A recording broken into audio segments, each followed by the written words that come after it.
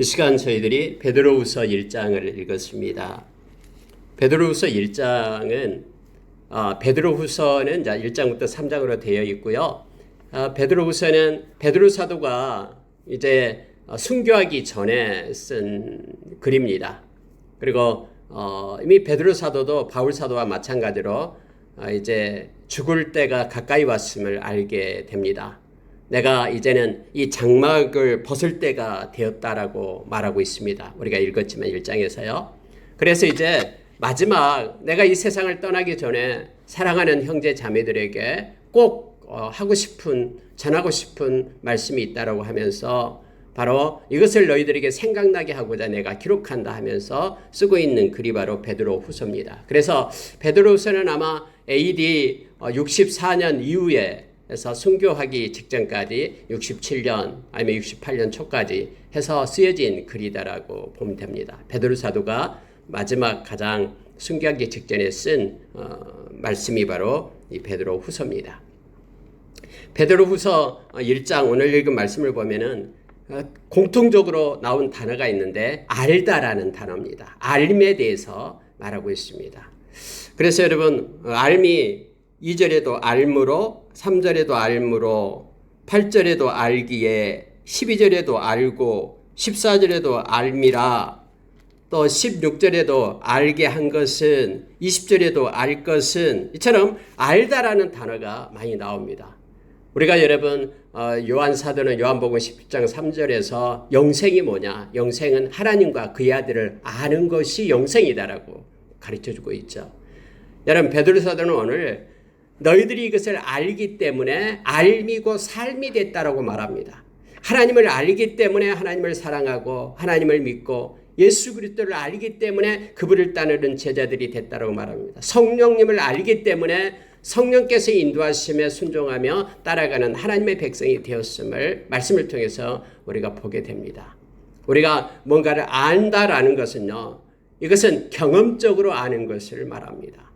다시 말하면 머릿속에만 들어있는 사변적인 지식이 아니라 우리의 삶 가운데 활동하는 긍정적이고 능동적인 그러한 알밈을, 그러니까 체험적인 알밈을 알게 됩니다. 아는 사람들은 삶 가운데 행하게 됨을, 믿고 믿음을 지키며 따라가게 됨을, 상황이 와도 어떤 상황 가운데서도 굴하지 않고 끝까지 믿음을 가지고 살아갈 수 있음을 우리는 너무나 잘 알고 있습니다. 그래서 이 베드로 사도는 오늘 알에 대해서 우리에게 가르쳐 줍니다. 이것을 아는 자는 맹인과 같지 않다. 이것을 모르는 자는 마치 맹인처럼 어떻게 갈 바를 알지 못한다. 이것을 알고 너희들이 꼭 지키게 하기 위하여 내가 다시 생각나게 하기 위하여 이것을 기록한다 하면서 계속해서 반복적으로 이 말씀을 쓰면서 이 말씀을 읽고 있는 저와 여러분으로 하여금 말씀을 따라 사는 삶을 끝까지 경주할 것을 격려하고 그렇게 우리를 이끌고 있음을 보게 됩니다. 여러분 특히 1장 1절을 한번 보십시오. 예수 그리스도의 종이며 사도인 시몬 베드로는 우리 하나님과 구주 예수 그리스도의 의를 힘입어 동일하게 보배로운 믿음을 우리와 함께 받은 자들에게 편지한다. 참 여러분 이 베드로 사도는요 예수를 믿는 다른 사람들을 어떤 위치에 놓고 이 말씀을 쓰고 있는가 이건 참 중요하거든요. 이것은 다른 사람을 어떻게 배려하고 그들을 어떻게 보고 있는가라는 거예요. 베드로 사도는 예수님의 수제자였잖아요.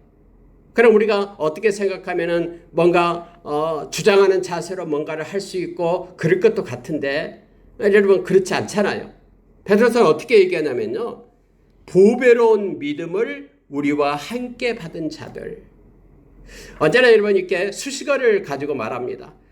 세상에서 가장 존귀한 것이 믿음이다라고 얘기하는 거예요. 그런데 이 보배로운 믿음을 우리와 함께 받은 자들. 우리가 더 예수님의 제자이기 때문에 또 예수님의 사도이기 때문에 우리가 더 높은 위치에 있는 것이 아니라 동일하게 우리와 함께 보배로운 믿음을 받은 자들 그들에게 내가 지금 편지하고 있다라고 말하고 있는 것입니다. 동일하게가 중요합니다. 동일하게 보배로운 믿음 우리와 함께 받은 그들 나와 똑같다라는 것입니다. 예수 믿는 사람은 지금 나와 베드로와 모두가 다 똑같은 동일한 믿음을 받은 자, 보배로운 믿음을 받은 자, 함께 받은 자라고 말하고 있는 것입니다. 너무너무나 소중해서 우리와 함께하는 그런 믿음의 동역자들, 믿음과 함께하는 형제 자매들임을 지금 말하고 있는 것입니다.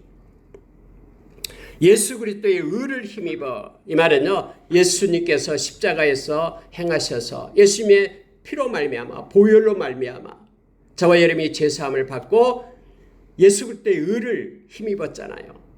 그래서 예수 그리스도 때문에, 예수 그리스도의 십자가의 보혈 때문에, 그 의 때문에 동일하게 보배로운 믿음을 함께 받은 형제들, 이렇게 베드로 사도는 말하고 있습니다. 그들에게 지금 편지한다라고 말합니다.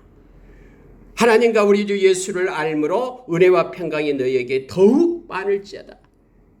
하나님을 알므로, 우리 주 예수 그리스도를 알므로 이것이 곧 영생이다라고 요한 사도는 얘기했는데, 베드로 사도도 역시 마찬가지로 하나님을 알고 우리 주 예수 그리스도를 알므로 그렇게 우리와 교통하며 삶 가운데 함께함을, 예수 그리스도와 하나님과 함께함을 알므로 은혜와 평강이 너희에게 더욱 많을지어다 하면서 이렇게 축복하면서 시작을 합니다.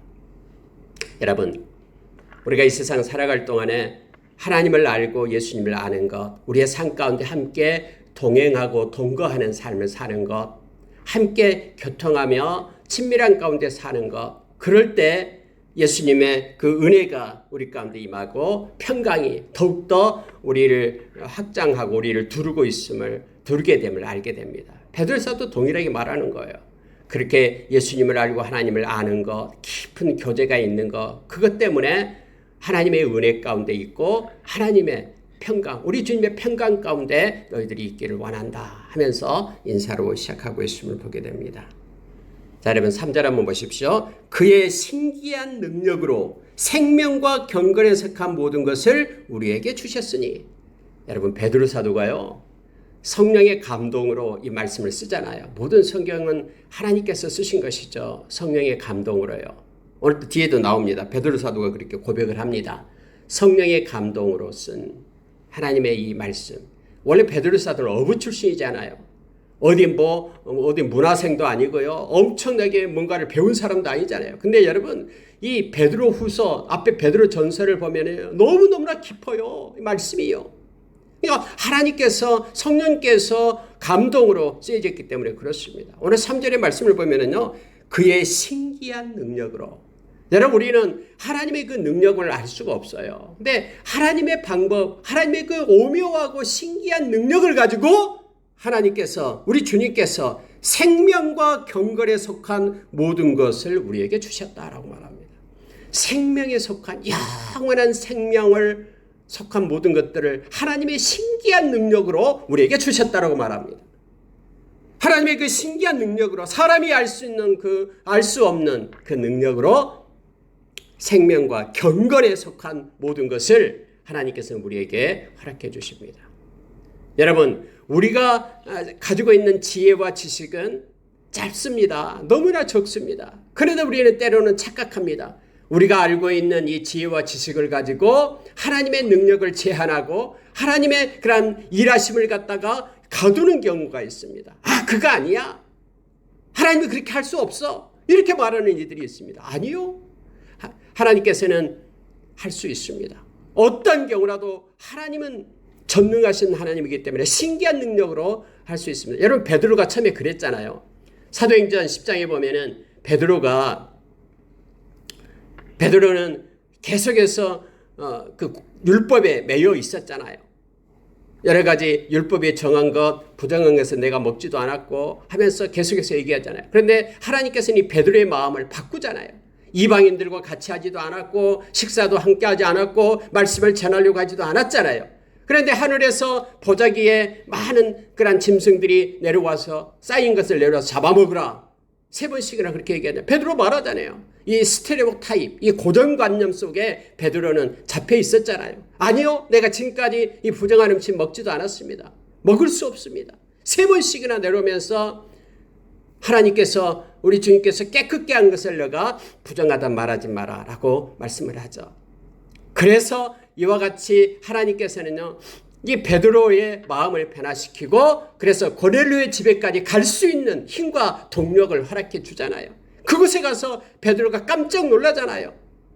야, 하나님을 경외하는 자들에게 하나님이 함께 하심을 내가 이제야 알았다 하면서 그가 고백을 하잖아요. 이처럼 여러분요, 우리는 때로는 이런 착각 속에 빠져요. 우리가 가지고 있는 그런 경험과 지식의 틀 안에 하나님을 고정시키고 하나님을 거기다가 이렇게 얽매이게끔 하는 그런 상태에 우리가 때로는 착각하며 나가게 됩니다. 그러나 하나님은 오늘 말씀처럼 베드로는 이걸 깨닫게 된 거예요. 하나님이 신기한 능력으로 하나님의 생명과 하나님의 경건에 속한 그 모든 것들을 하나님 우리에게 주셨다라고 지금 베드로는 고백을 합니다.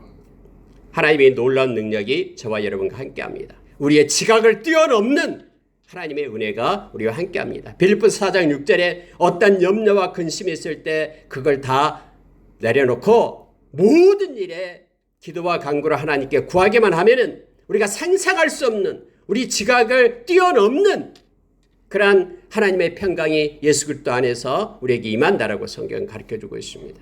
우리가 이걸 인정하며 나가야 됩니다. 사면초가 된 상태, 이제는 끝났어 하는 상태에 있더라도 우리가 주의 이름을 부르면은 주님으로부터 우리에게 구원이 임합니다.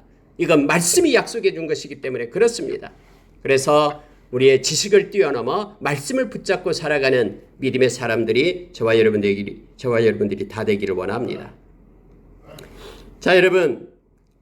자, 3절에 보십시오. 이는 자기의 능력과 덕으로서 우리를 부르신 이를 알므로 말미암음이라. 하나님을 알아라라는 것입니다. 그 우주를 주관하시는 그 하나님, 능력의 하나님, 공의로우신 하나님, 전지하신 그 하나님, 모든 약속을 지키시는 그 하나님, 인자심이 풍성하시고 끝까지 지키시는 그 하나님을 알므로 말미암는다라고 말합니다.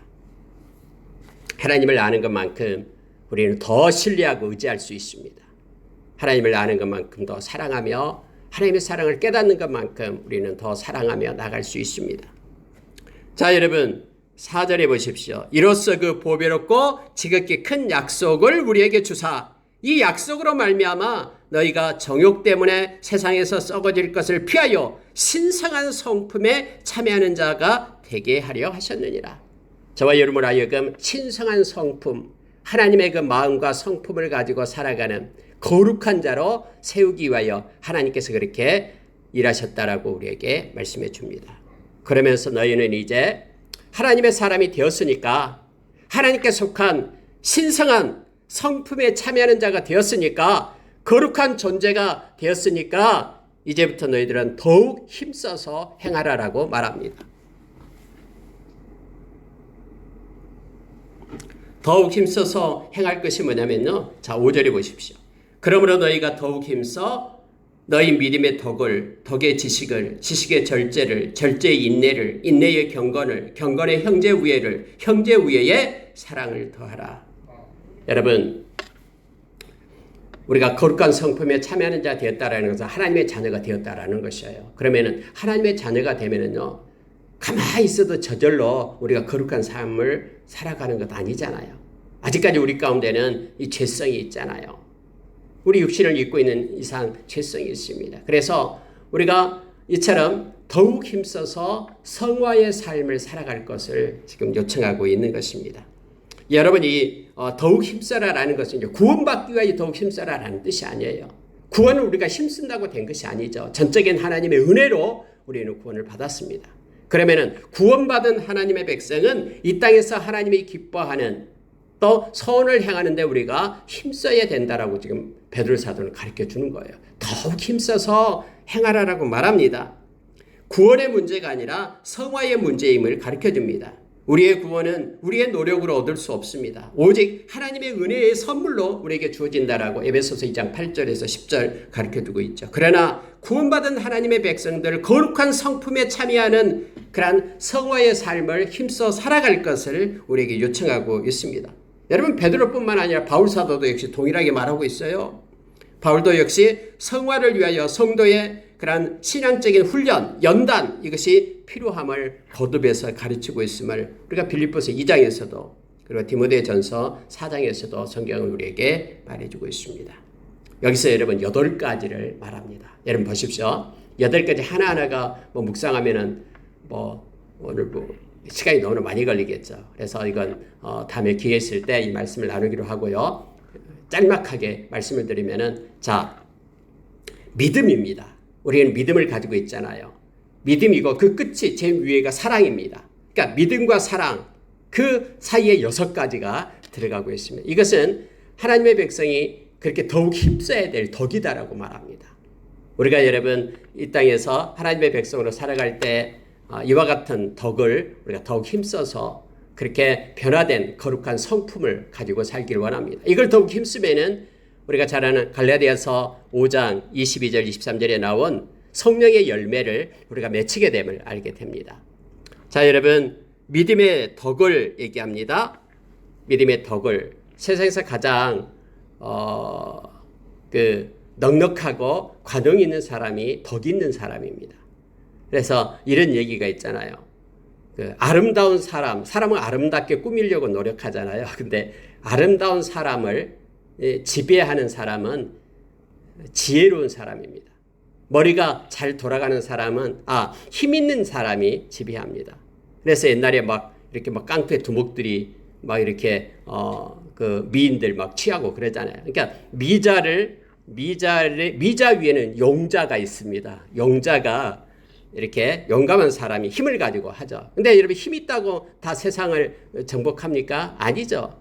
힘 있는 사람은 누구 밑에서 노냐면요. 머리 똑똑한 사람 밑에서 힘 있는 사람이 얹어져 있습니다. 그래서 이 깡패들도 이렇게 그들을 지배하는 사람은 이 머리 있는 사람들이 지배를 하죠. 그래서 지자가 용자를 지배합니다.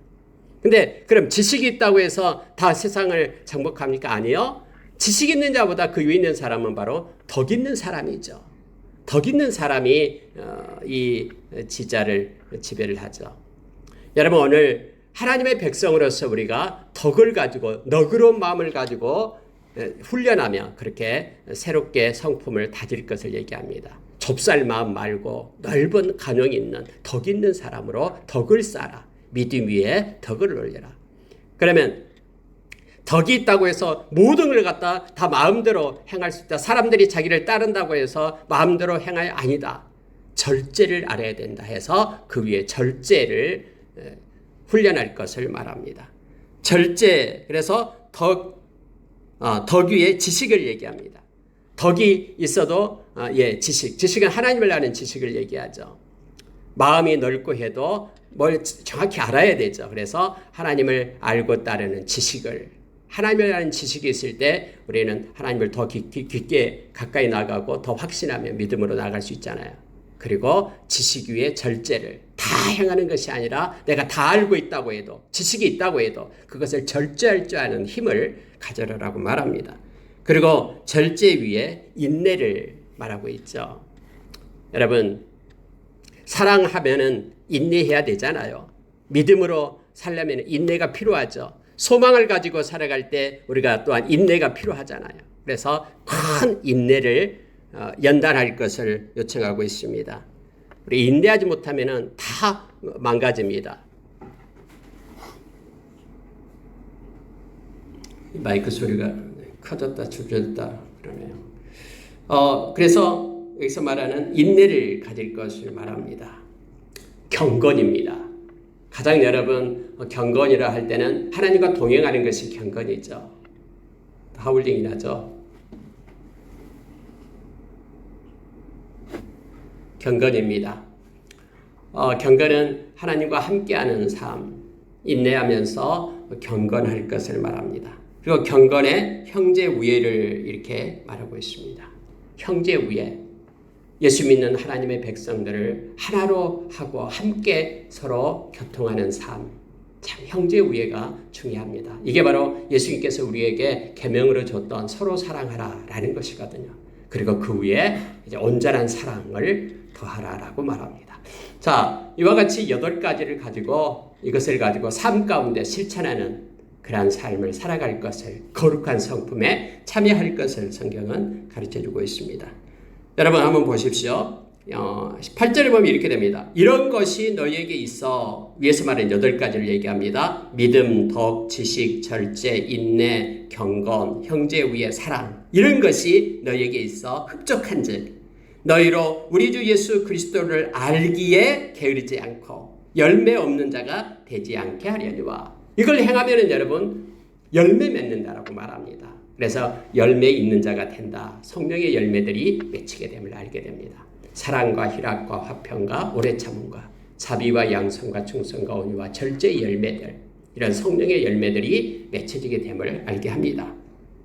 그런데 문제는요, 자, 이런 것이 없는 자는 해서 9절에 보십시오. 이런 것이 없는 자는 맹인이라 멀리 보지 못하고 그의 옛죄가 깨끗하게 된 것을 잊었느니라.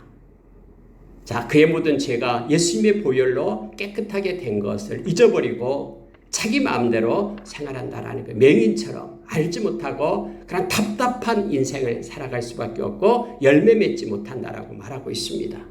그러므로 형제들아 더욱 힘써, 또 힘을 써라라고 말합니다. 더욱 힘써 너희 부르심과 택하심을 굳게 하라. 하나님이 너희를 택하여 주시고 하나님이 너희를 불러주셨다는 그런 부르심의 소망을 굳게 잡을 것을 요청하고 있습니다. 그러면은 흔들림이 없이 너희가 구원의 날까지 이르게 될 것이다 하고 하나님은, 베드로 사도는 이 시간에 우리에게 권면하고 하나님의 말씀을 전해주고 있음을 보게 됩니다. 자, 여러분 12절 한번 보시기 바랍니다.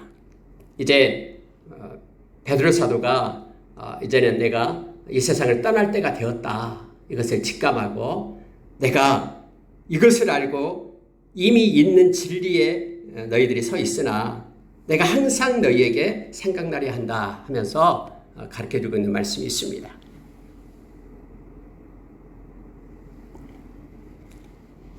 자, 13절 보면은요, 내가 이 장막에 있을 동안에 너희를 일깨워 생각나게 함이 옳은 줄로 여기노니, 내가 이 장막에 있을 때 내가 생각나게 한다. 이쪽에는 에어컨을 꺼주세요. 자, 생각나게 하는데요, 이거예요. 나의 장막이 벗어날 것을 임박한 줄 알미라. 이 장막이다라고 말할 때는 바로 이 세상에서 우리가 살아가는 기간을 장막이라고 얘기합니다. 우리가 어디 캠핑 가면 텐트를 치잖아요. 이 텐트를 쳐요. 왜냐하면 캠핑 간 장소에서 우리가 오랫동안 머물지 않기 때문에 그곳에 집을 짓지는 않잖아요. 어떤 사람이 2박 3일 어디 놀러 가서 피서 가서 그곳에서 있다가 오려는데 2박 3일 동안 집 짓다고 오는 사람 없잖아요. 그냥 텐트 금방 쳐가지고, 요즘에는 5초면 텐트 친다고 합니다. 5초 텐트.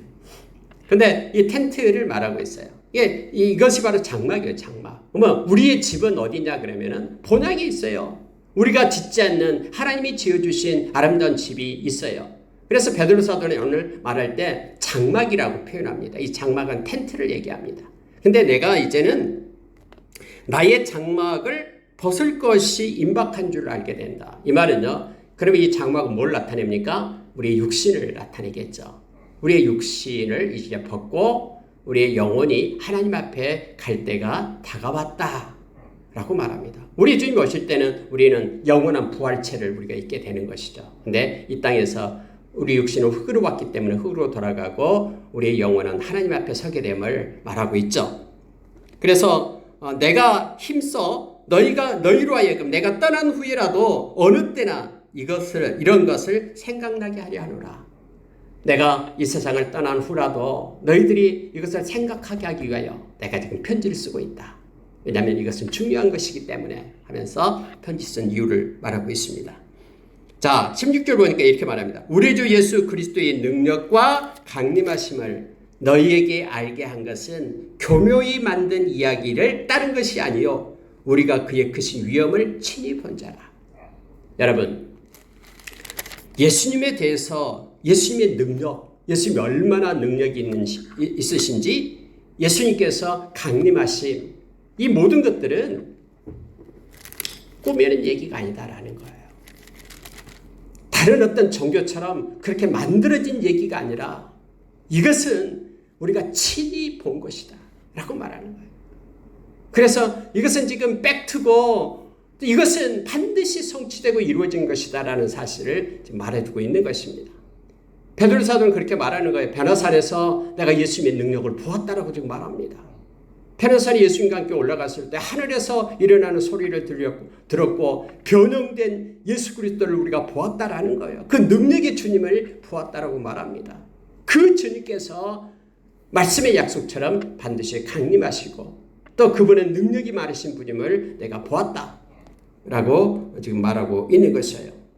자, 그 말씀이 바로 17절 18절에 나옵니다. 지극히 큰 영광 중에서 이러한 소리가 그에게 나기를 이는 내 사랑하는 아들이요 내 기뻐하는 자라 하실 때에 그가 하나님 아버지께 존귀와 영광을 받으셨느니라. 내가 그곳에서 똑똑히 보았다라고 지금 베드로 사도가 말하고 있습니다. 하나님께 영광과 존귀를 받으시고 계시는 예수님을 내가 그곳에서 보았다 하면서 지금 우리에게 글을 쓰고 있음을 보게 됩니다. 이 소리는 우리가 그와 함께 거룩한 산에 있었을 때에 하늘로부터 난 것을 들은 것이라 하면서 말하고 있습니다. 그런데 이거보다도 이러한 체험보다도 더 중요한 것이 있다고 말합니다. 자, 여러분 이것을 우리가 이 시간에 붙잡고 또 이 말씀 나누고 이것을 마치도록 하겠습니다. 자, 여러분 19절 보십시오. 또 우리에게는 더 확실한 애언이 있어. 여러분 이게 참 중요합니다. 내가 지금 말하고 내가 직접 본 것을 말하는 이거보다도 더 확실한 애언이 있다. 이것은 뭐냐면요, 말씀이 있다라는 거예요. 우리에게는 더 확실한, 눈으로 보고 나타나는 어떤 현상보다도 더 확실한 애언, 즉 말씀이 있어서 어두운 데를 비추는 등불과 같으니 하나님의 말씀은 등불이다라고 말합니다. 하나님의 말씀은 우리가 119편, 시편 119편 105절에서 말하잖아요. 우리 발의 등이고 우리 길의 빛이다라고 말합니다. 어두운 데를 비치는 등불과 같다. 이 말씀은 아까 우리가 찬양을 했듯이요. 그래서 날이 새어 샛별이 너희 마음에 떠오르기까지 너희가 이것을 주의하는 것이 옳으니라. 샛별이 떠오르기까지 이 말씀을 너희가 주의해서 이 말씀을 두려워하면서 말씀을 붙잡는 것이 옳다라고 말합니다.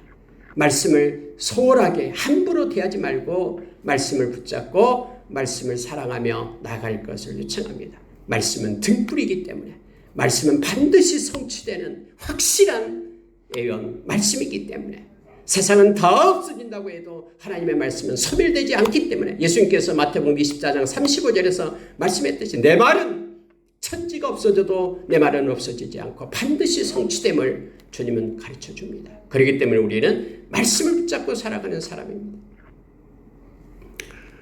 그런데 먼저 알 것은 자 20절입니다. 성경의 모든 예언은 이 성경에 나타난 말씀은 사사로이 풀 것이 아니니 자기 마음대로 말씀을 갖다가 풀어서 사용할 것이 아니다라고 말합니다.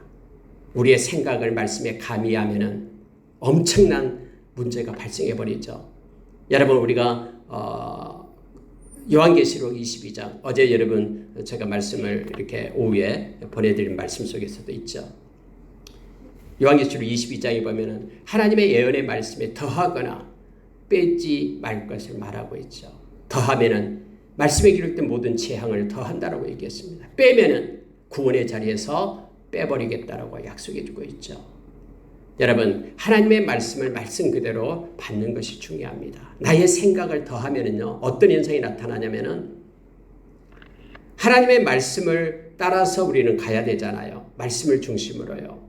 그런데 나의 생각을 말씀에 딱 가미시켜버리면은 하나님의 말씀이 나의 생각을 옹호하고 나의 생각을 도와주는 도구로 전락해버립니다.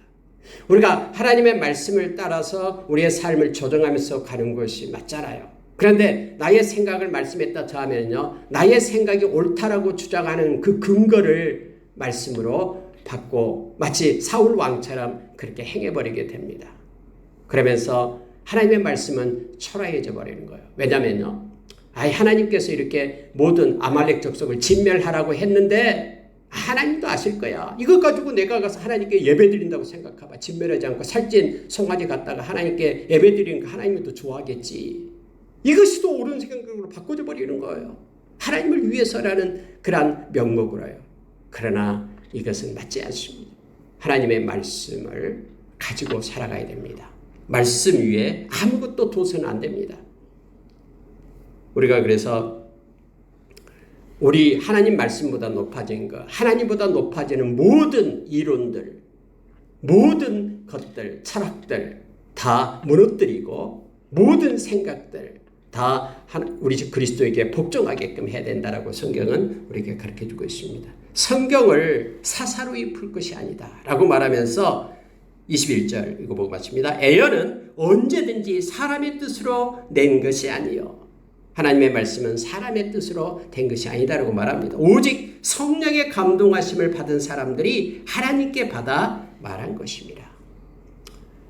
성령께서 쓰셨다라고 지금 말하고 있는 거예요.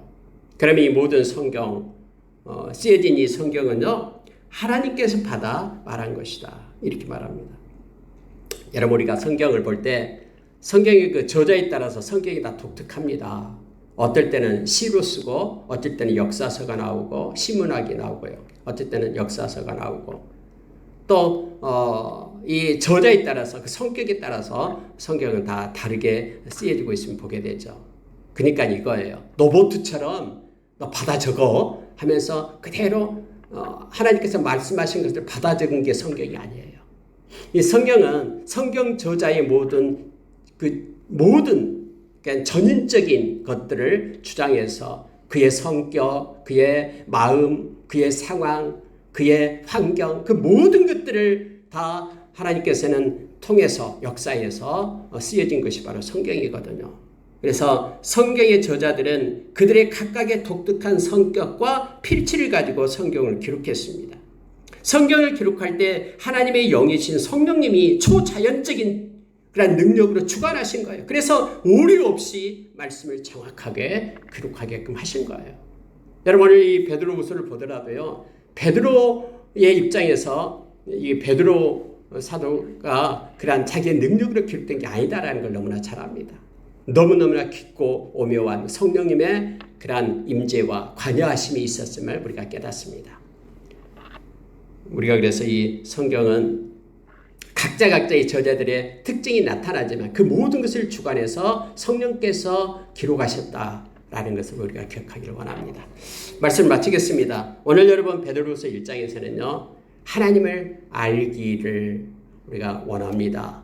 하나님을 아는 만큼 우리가 삶 가운데 믿음의 삶을 살아갈 수 있다라고 베드로 사도는 가르칩니다. 그래서 이를 생각나게 하기 위하여 너희들에게 기록한다 해서 8가지 힘써 행할 것을